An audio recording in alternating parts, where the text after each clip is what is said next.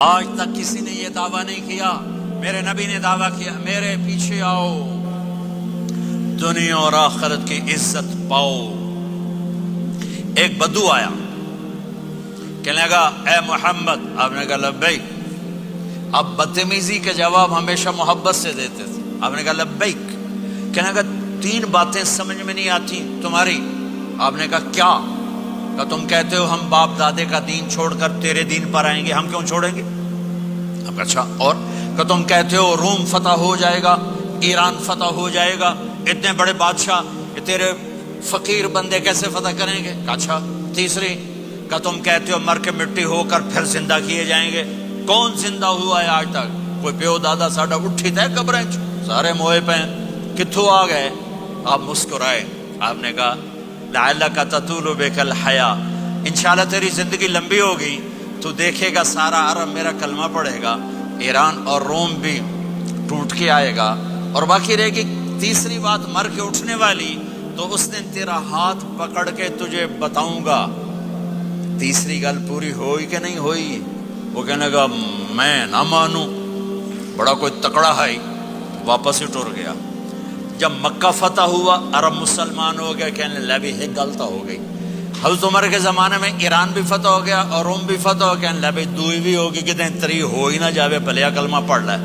تو اس نے کلمہ پڑھا اور ہجرت کر کے مدینے آ گیا اور زندگی مدینے گزاری۔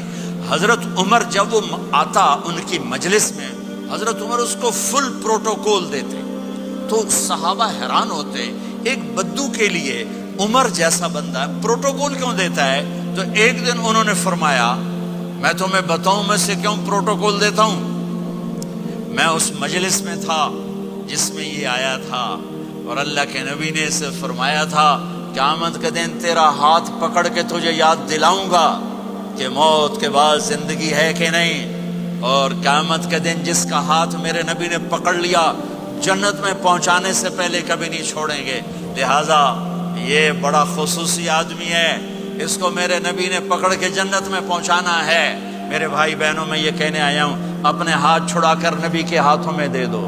میرے نبی ایک خوبصورت زندگی لے کر آئے جس میں کچھ حصہ عبادات، مختصر عبادات ہیں، نماز 5 وقت ہے، باقی کچھ نہیں، روزہ سال کے بعد ہے، وہ ابھی آ رہا ہے۔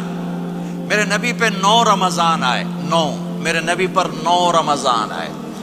مدینہ جانے کے بعد ہجرت کے دوسرے سال شعبان کی 2 تاریخ کو پیر کے دن روزے کا فرض ہونا نازل ہوا، اور میرے نبی ستمبر میں پہنچے ہیں مدینہ منورہ، اور رمضان یوں پیچھے جا رہا ہے، ستمبر سے اگست میں آیا ہے، اگست سے جولائی میں آیا ہے، اور جولائی سے جون میں آیا ہے، اور میرے نبی اللہ کے پاس چلے گئے۔